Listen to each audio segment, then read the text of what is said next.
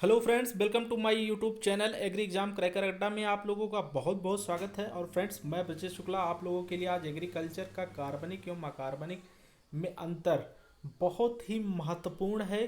कार्बनिक खाद और अकार्बनिक खाद में क्या अंतर है अक्सर पूछा जाता है। आप लोग तो बिल्कुल इस चीज़ को रट लीजिए, तैयार कर लीजिए, ये आपके परीक्षा के लिए बहुत ही इम्पोर्टेंट है। तो चलिए फ्रेंड्स, वीडियो को स्टार्ट करते हैं। पहला है आपका कार्बनिक जीवांश खादें और अकार्बनिक उर्वरक खादें। जो अकार्बनिक होती हैं वो उर्वरक होती हैं, जो कार्बनिक होती हैं वो जीवांश खादें होती हैं।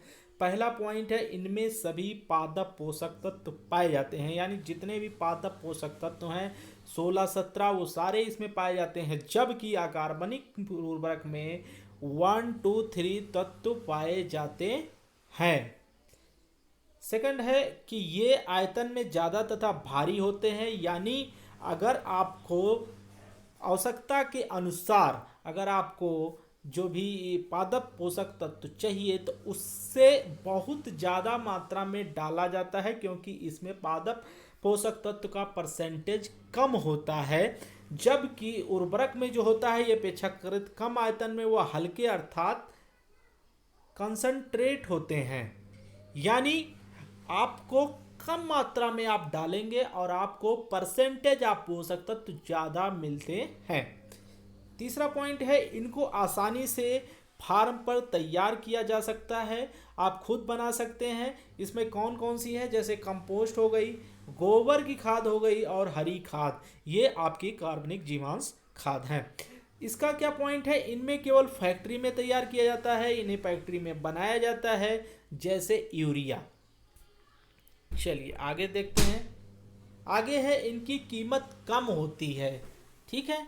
और ये कार्बनिक क्या होते हैं, ये महंगे होते हैं, बहुत ही इंपॉर्टेंट है। इसके बाद अगली पॉइंट है, इनकी मात्रा खेत में ज़्यादा डालनी पड़ती है। अभी आप लोगों को मैं ऊपर समझा रहा था, क्योंकि इनमें तत्वों की प्रतिशत मात्रा क्या होती है, कम होती है, और इनमें तत्वों की मात्रा अधिक होने के कारण अपेक्षाकृत कम डालनी पड़ती है।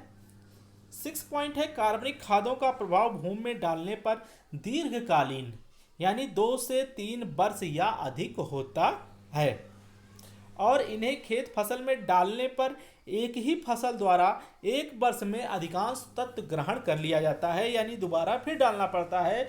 जबकि कार्बनिक खादें आपको 2-3 वर्ष, एक बार डालेंगे 2-3 वर्ष तक चल जाएगा।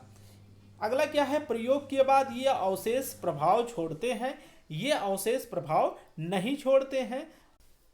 अगला पॉइंट है, इनके प्रयोग से भूमि की भौतिक, रासायनिक तथा जैविक दशा में सुधार होता है, वायु संचार बढ़ता है तथा ताप नियंत्रित रहता है।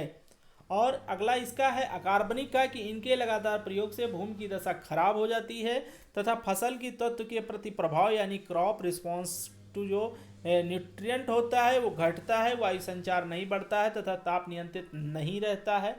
इसलिए यह फसल और मिट्टी दोनों के लिए हानिकारक है। नेक्स्ट है 9, अधिक प्रयोग करने पर फसल पर बुरा प्रभाव नहीं पड़ता है, और ये फसलों में अधिक डालने पर फसल ही सुलझ जाती है, झुलस जाती है। नेक्स्ट है, भंडारण में कोई खास सावधानी की जरूरत नहीं पड़ती है। इसमें है, गोदामों में भंडारण करते समय सावधानी रखनी पड़ती है, अन्यथा नमी आने से उर्वरक में ढेले पड़ते हैं, और जैसे यूरिया, डीएपी। इसका है, इनका प्रयोग फसल की बुआई के 1 से 1.5 माह पूर्व करना पड़ता है, और इन्हें बुआई पर ही एनपीके तथा खड़ी फसल में टॉप ड्रेसिंग या पानीय छिड़काव में भी दे सकते हैं। यह है, भूमि के सड़ने पर कार्बनिक अम्ल छोड़ते हैं, जो अन्य तत्वों की घुलनशीलता बढ़ाता है, और इसमें ऐसा नहीं होता है कार्बनिक में।